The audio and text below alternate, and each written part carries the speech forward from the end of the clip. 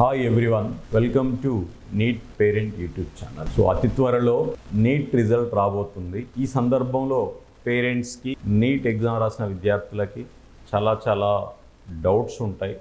So అది clarify చేసే ప్రయత్నం నీట్ పేరెంట్ యూట్యూబ్ ఛానల్ నుండి, మెడికో పేరెంట్స్ అసోసియేషన్ నుండి ట్రై చేస్తూనే ఉంటాం.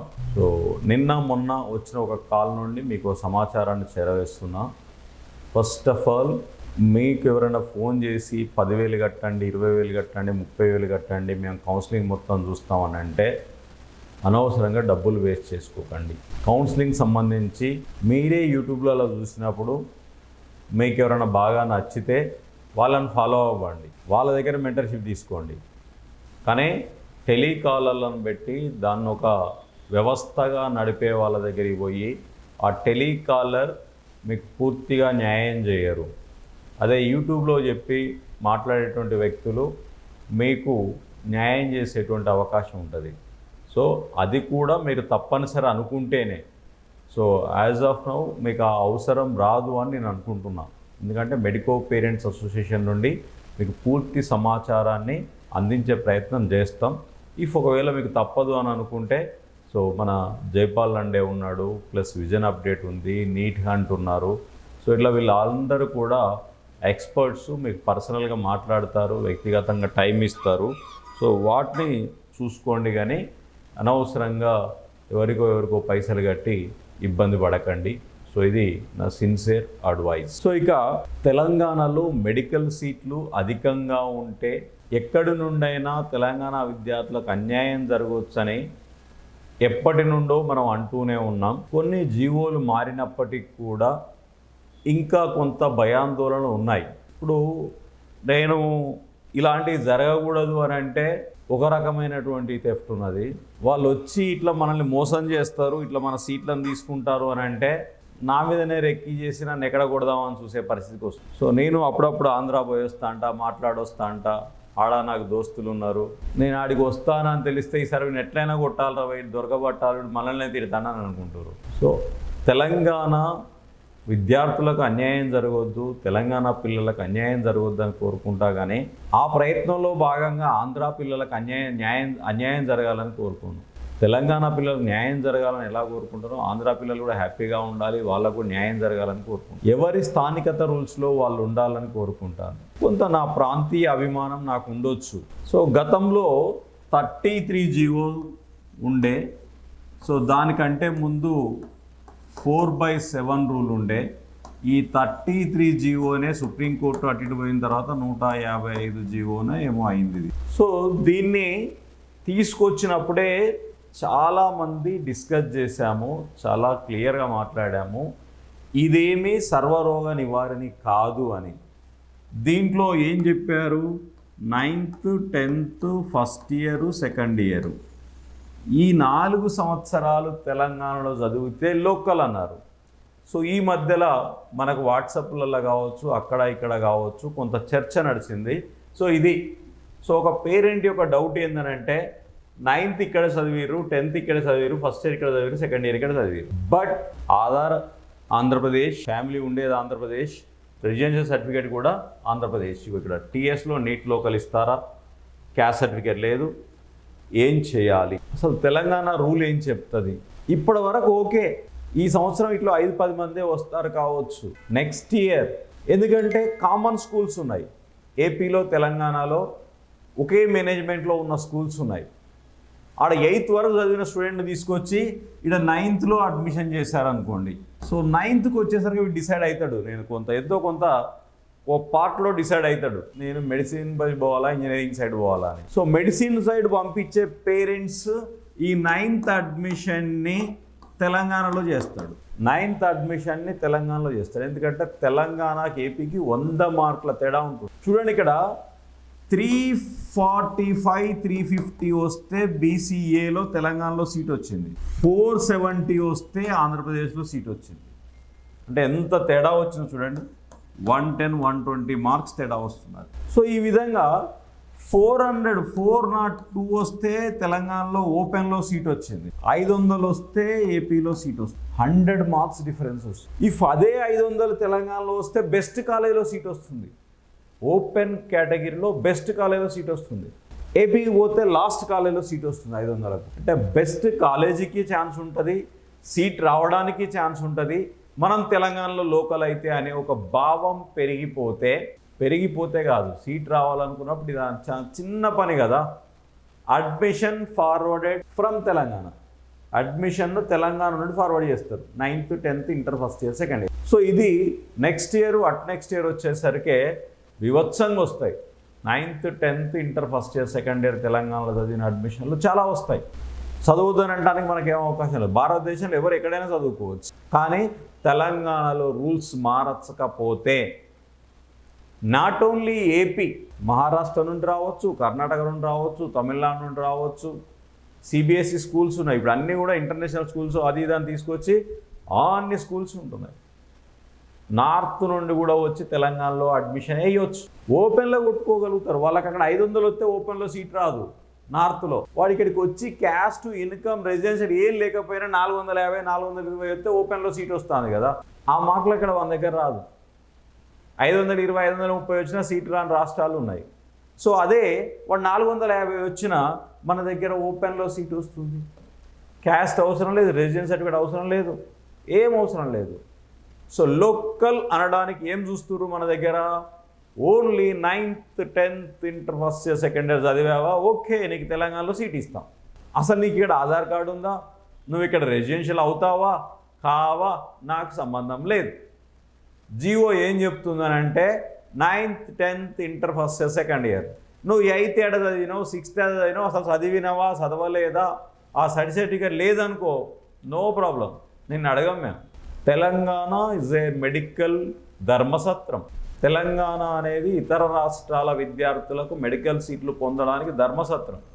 ఎందుకంటే దీని మీద ఎవ్వరు ఆజామాషి లేకుండా పోయింది. ఒక జీవో తీసుకొచ్చినప్పుడు ఒక పర్టికులర్గా మరి ఓన్లీ 4 సంవత్సరాలతోటే మనం ఇస్తే మన దగ్గర ఉన్న సీట్లకి ఏంది, మిగతా రాష్ట్ర సీట్లకి ఏంది, మనోళ్ళకే ఎట్లా లోకల్ అవుతారు, మనోళ్ళకే 100% సీట్లు వచ్చే అవకాశం ఎలా ఉంటుంది, మరి ఈ 4 సంవత్సరాలు మిగతా వాళ్ళు వస్తే ఎట్లా కట్టడి చేయాలి, ఈ ఆలోచన ఏమీ లేకుండా చేసేసింది గవర్నమెంట్.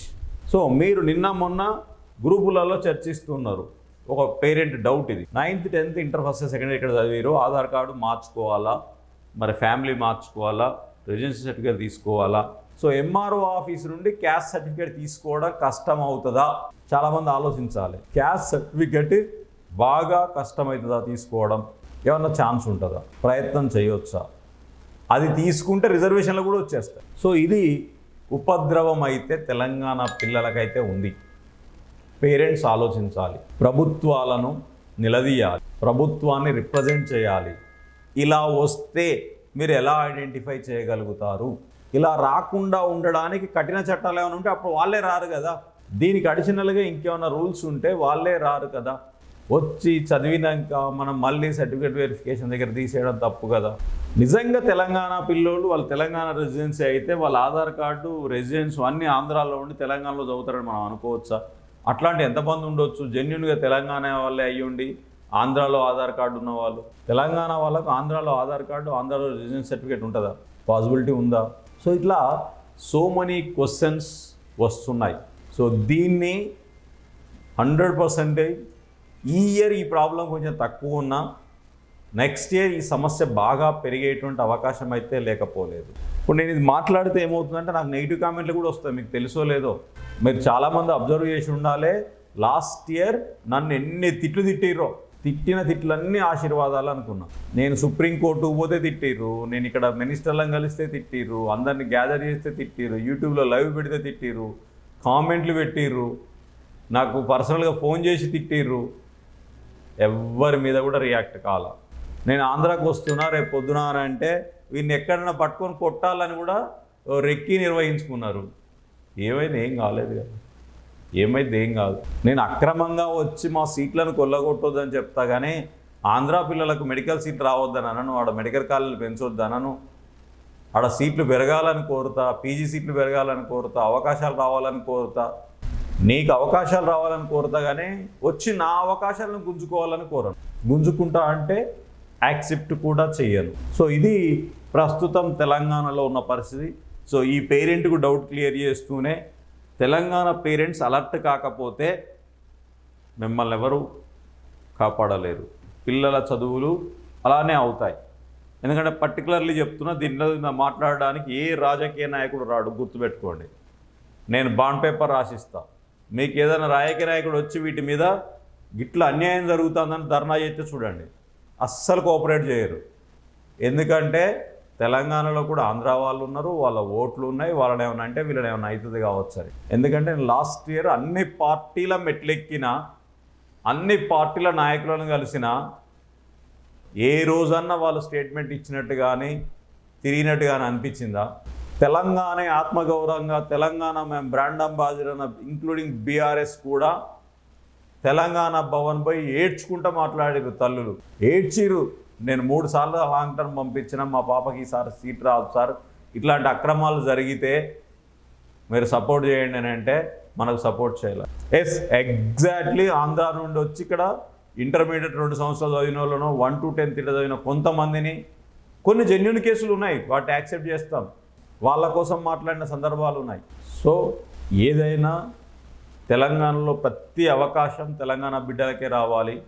సో నియమాలు ప్రభుత్వాలు అంత కఠినంగా చేయాలి. భారతదేశంలో ఎక్కడ చదివినా ఎక్కడైనా ఎంబీబీఏ చేయొచ్చు, ఏ కాలేజీలైనా అందరూ జాయిన్ కావచ్చు అనే ఓపెన్ లేదు కదా. దేశంలో ఏ రాష్ట్రంలో లేనంత సరళీకృతమైనటువంటి ఈజీ అయినటువంటి రూల్స్ తెలంగాణలో ఎందుకు ఉండాలి? దరిద్రంగా కువైటు, దుబాయి, ఎక్కడెక్కడో చదివిన వాళ్ళకు తెలంగాణలో 120 మందికి సీట్లు ఇచ్చారు.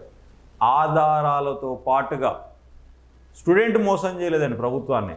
స్టూడెంట్ పర్ఫెక్టే చెప్పాడు, నేను ఇక్కడ చదువుకోలేదు, దుబాయ్లో చదువుకున్నా, కానీ మా నాన్న మా తాత ఇక్కడ పుట్టిర్రు కాబట్టి నాకు లోకల్ ఇవ్వండి అంటే ఇచ్చేసింది ప్రభుత్వం. చాలా దయాద్ర హృదయం ప్రభుత్వాన్ని. తెలంగాణలో ఇక్కడే పుట్టి, ఇక్కడే బతికి, ఇక్కడే ఉండి, ఇక్కడే చదువుకున్నాడు ఏమన్నా కానీ ఇట్లాంటి వాటిలలో ప్రభుత్వం చాలా హ్యాపీగా సపోర్ట్ చేస్తుంది ఆ జనాలకు. సో తెలంగాణలో 9th 10th inter first year second year చదవడానికి నార్త్ నుండి వస్తారు, సౌత్ నుండి వస్తారు, తమిళనాడు నుండి వస్తారు, కర్ణాటక నుండి వస్తారు, మహారాష్ట్ర నుండి వస్తారు, ఆంధ్రప్రదేశ్ నుండి వస్తారు. భవిష్యత్తులో సీట్లు కొల్లకూడదు. ఎందుకో నేను క్లియర్గా చెప్తున్నాను కదా, ఈ దేశంలో ఏ రాష్ట్రంలో లేనంత కట్ ఆఫ్ మన దగ్గర ఉంటుంది, తక్కువ. నార్త్లో వచ్చే లీస్ట్ కాలేజీకి కూడా మన కాలేజీలో టాప్ కాలేజీలో సీట్ వస్తుంది మన తెలంగాణలో. 520, 530 దగ్గర స్టార్ట్ అవుతుంది నార్త్లో, ఇంకా పైన కట్ ఆఫ్ అవుతుంది. అదే 530 తెలంగాణలో వస్తే గాంధీ, ఉస్మానియా, ఏఎస్ఐ, కేఎంసీలో సీట్ వస్తుంది. ఇప్పుడు అక్కడ లీస్ట్లో కూడా సీట్ రాదు, ఇక్కడికి వచ్చేసరికి టాప్ కాలేజీలలో సీట్ వస్తుంది. సో ఇలాంటి భయానక పరిస్థితులు తెలంగాణలో భవిష్యత్తులో రావచ్చు. ఇవి రావద్దు అని అంటే సుస్పష్టంగా 3rd క్లాసో 4th క్లాస్ నుండో అడ్మిషన్ ఇక్కడ నుండి స్క్రోల్ చేయాల్సిందే. మినిమం ఒక 8 సంవత్సరాలు చదివేటట్టుగా పెట్టాలి. ప్లస్ అటెండెన్స్ని మ్యాండేటరీ చేసుకోవాలి. ఇప్పుడు ఏం జరుగుతుందనంటే, వాడు ఆంధ్రాలోనే ఉంటాడు, లేదా వాడు రాజస్థాన్లోనే ఉంటాడు, వాడు ఎక్కడో ఉంటాడు, సిబిఎస్ఈ స్కూలో ఏ స్కూలో అక్కడనే చదువుతూ ఉంటాడు, కానీ ఇక్కడ అటెండెన్స్ పడుతూ ఉంటుంది. వేస్తారు, మేనేజ్మెంటే కదా, అటెండెన్స్ వేస్తారు. లాస్ట్ ఎగ్జామ్స్ వచ్చి ఇక్కడ రాస్తాడు, చదువు అక్కడనే చదువుతాడు. అంటే అటెండెన్స్ హాజరు ఒకటి ఇక్కడ నుండి ఫార్వర్డ్ చేస్తారు. ఛాన్స్ ఉంది కాదు, 100% జరుగుతుంది. మీరు చూడండి, నెక్స్ట్ ఇయర్ చాలా కేసులు ఇవే వస్తాయి. బీసీ అవుతాడు, ఎస్సీ అవుతాడు, ఎస్టీ అవుతాడు, కానీ క్యాస్ట్ సర్టిఫికేట్ ఎక్కడన్నా కొంచెం తెలివి తక్కువ క్యాస్ట్ సర్టిఫికేట్ దొరకకపోతే ఓపెన్ లైన్ అప్లై చేస్తాడు. ఏం పెట్టాడు ఇక రెసిడెన్స్ సర్టిఫికేట్లకినా, ఓన్లీ ఇక్కడ చదువుకున్నా ఇస్తావా ఇవ్వవా, ఇవ్వాల్సిందే కదా, రూల్ ఉన్నది సచ్చినట్టు. వేరే ఏ సర్టిఫికేట్ అవసరం లేదు. Just 9th 10th inter first year second year చదివినట్టుగా బోనాఫైడ్ సర్టిఫికేట్లు, నాకు క్యాస్ట్ లేదు, నాకు ఇన్కమ్ లేదు, నాకు ఎంఆర్ఓ నుండి వేరే ఏం సర్టిఫికేట్లు అవసరం లేదు, నేను పెట్టను, అవసరం లేదు పెట్టాల్సినంత. సో అదర్ ఇంకేం కావాలి మనకు, క్యాస్ట్ ఇన్కమ్ పెట్టకపోతే బోనాఫైడ్ దొరుకుతాయి, స్టడీ సర్టిఫికేట్లు వస్తాయి, ర్యాంక్ కార్డులు వస్తాయి, అవన్నీ వస్తాయి, ఇచ్చేయాలి అంతే. నీకు మ్యాండేటరీ క్యాస్ట్ సర్టిఫికేట్ లేదు, క్యాస్ట్ సర్టిఫికేట్ పెట్టకపోతే ఓసీ కింద కన్సిడర్ చేస్తారు, open competition. Mandatory income certificate అవసరం లేదు, ఈ రెండే కదా ఎంఆర్ఓ ఆఫీస్ నుండి, అవి పెట్టాడు. ఆధార్ కార్డు తెలంగాణలో ఆధార్ కార్డే ఉండాలని ఎక్కడా ఉండదు, అవసరం లేదు. రెసిడెన్సీ సర్టిఫికేట్ అసలు అడగలేదు, అవసరం లేదు, కాబట్టి వచ్చేస్తుంది. తెలంగాణలో ఎంబీబీఎస్ సీట్ వస్తుంది. ఎన్ని మార్కులకు వస్తారంటే నేను చెప్తున్నా కదా, ఆంధ్రాలో లాస్ట్ బార్డర్లో ఉన్న కాలేజీలో కూడా రాని స్టూడెంటు, లేదా రాజస్థాన్లో లాస్ట్లో కూడా అసలు సీట్ రాని స్టూడెంటు బార్డర్లో తెలంగాణకు వస్తే టాప్ 10 కాలేజీలో సీట్ వస్తుంది. ఆ పరిస్థితి ఉంది. కాబట్టి అర్థం చేసుకోండి, ప్రభుత్వాన్ని ఈ సమాచారం ఎవరికి తెలిసిన దగ్గర వాళ్ళు మీకు వీలైన కాడ మాట్లాడి, మీకు ఎమ్మెల్యేలు తెలుస్తేనో, మంత్రులు తెలుస్తేనో, మీకు ఆఫీసర్లు తెలిస్తేనో సమాచారం ఇచ్చి దీనికోసం పాటుపడాలి, దీనికోసం పనిచేయాలి. ప్రభుత్వం దృష్టి ఈ విధమైన అన్యాయం జరుగుతుందని వాళ్ళకి తెలుస్తుంది, కానీ ప్రజల్లో కూడా ఇది చర్చలో ఉందని తెలవాలి. సో అలా అయితే మనం కొంచెమన్నా సీట్లు ఆపుకోగలుగుతాం. రూల్స్ మారుస్తే తప్ప మన సీట్లు మనకు ఉండే పరిస్థితి ఉండదు. కాబట్టి ఏం చేస్తారో మీ ఇష్టం. సో నేనైతే మరొకసారి చెప్తున్నా, సో మెడికల్కి సంబంధించినటువంటి మీకు అడ్వైజ్ ఇవ్వడానికి సో మేము ఒక నెంబర్ ఆల్రెడీ మీకు ఇస్తున్నాం, 7386616660. సో ఆ నెంబర్తో వాట్సాప్ లింక్ ఉంటుంది. సో కింద డిస్క్రిప్షన్లో ఆ లింక్ కూడా పెడుతున్నాం. మీరు ఎవరన్నా పేరెంట్ జాయిన్ కావాలనుకుంటే ఆ గ్రూప్లో జాయిన్ అవ్వండి. మీకు ప్రతిదీ కూడా అప్డేట్స్ ఇస్తాం. ఒకటి. రెండవది, దాంట్లో అన్నెసెసరీ మెసేజ్ పెట్టి ఇబ్బంది పెట్టకండి. మూడవది, నేనైతే ఈ వారంలో హెల్త్ మినిస్టర్ని కలిసే ప్రయత్నం చేస్తున్నా. మీరు కూడా ఎవరన్నా మేము కూడా వస్తాం సార్ మాట్లాడదాం విషయం మీద అనుకున్న వాళ్ళు సో నాకు దాంట్లో మెసేజ్ పెట్టండి. సో గ్రూప్లో కూడా నేను సమాచారం ఇస్తా పోయేటప్పుడు. సో హెల్త్ మినిస్టర్ గారిని కలిసి సో ఈ ఇష్యూస్ని కూడా అడ్రస్ చేసే ప్రయత్నం చేద్దాం. ఎందుకంటే మన పిల్లలు, మన తెలంగాణ, మన కళాశాలలు, మన పిల్లలకు సీట్ రావాలి. ఆ విధంగా ప్రయత్నం అయితే చేద్దాం. సో నేను మరొకసారి చెప్తున్నా, మనం ఎవరికి శత్రువులం కాదు. దయచేసి నా మీద ట్రిక్కీ నిర్వహించకండి. నేను మిమ్మల్ని ఏమి భారతదేశంలో ఎవరెక్కడైనా చదువుకోవచ్చు, రూల్స్ని ఉపయోగించుకొని మీరు ఆ ప్రయత్నం చేస్తున్నారు. సో తప్పు మీది కాదు, మా ప్రభుత్వాన్ని. సో మా ప్రభుత్వాన్ని ఎదిరించాలని, మా ప్రభుత్వానికి కనువిప్పి కలవాలని, మా తెలంగాణ ప్రభుత్వంలో రూల్స్ మార్చాలని మాత్రమే పోరాటం తప్ప మీ ఎవరి మీదనో అయితే అస్సలే కాదని గుర్తించండి.